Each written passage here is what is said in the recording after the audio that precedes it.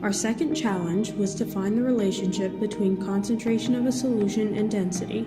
To do this, we first prepared solutions of different concentrations using a stock solution and the dilution formula.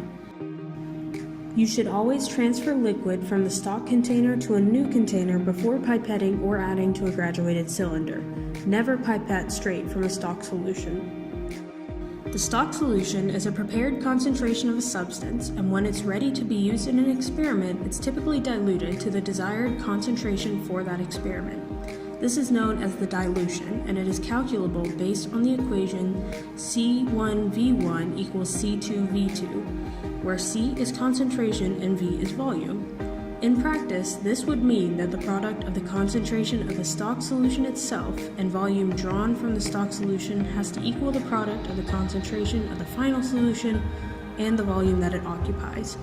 This reveals an inverse relationship between concentration and volume. As the concentration increases, the volume then must decrease and vice versa in order to maintain the equality.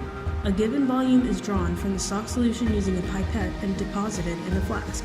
This transfer can be performed by pouring straight from the graduated cylinder to the container or by using a transfer pipette.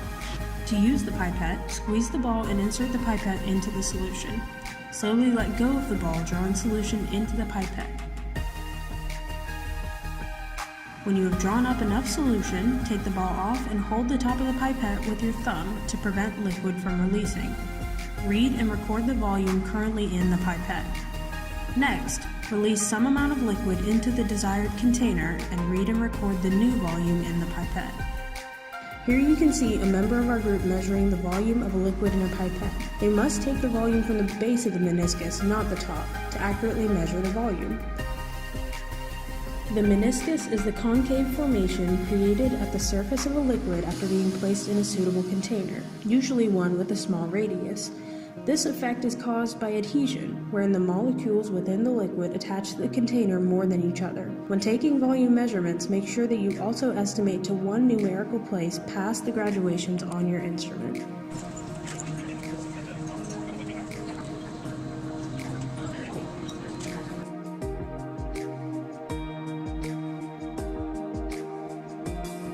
To use the graduated cylinder, pour some amount of solution into the cylinder.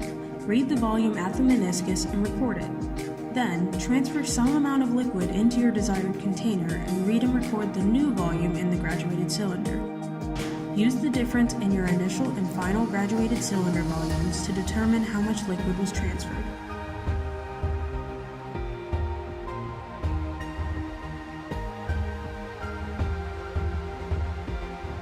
Then, the solution is diluted by adding water to the line on the flask.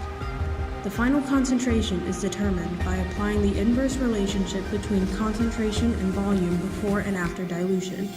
Dilution essentially decreases concentration and makes the substance less potent.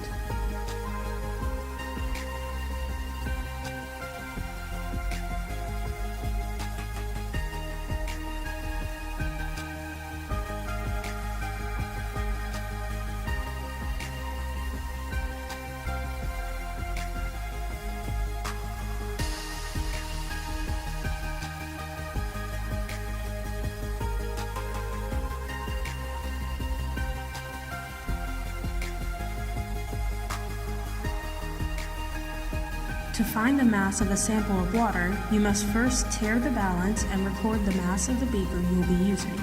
Pour a known volume of liquid into this beaker and re-weigh, recording the new mass. Subtract the mass of the beaker from the final mass to determine the mass of the water. We then found the density of each solution using the same method as in Challenge 1.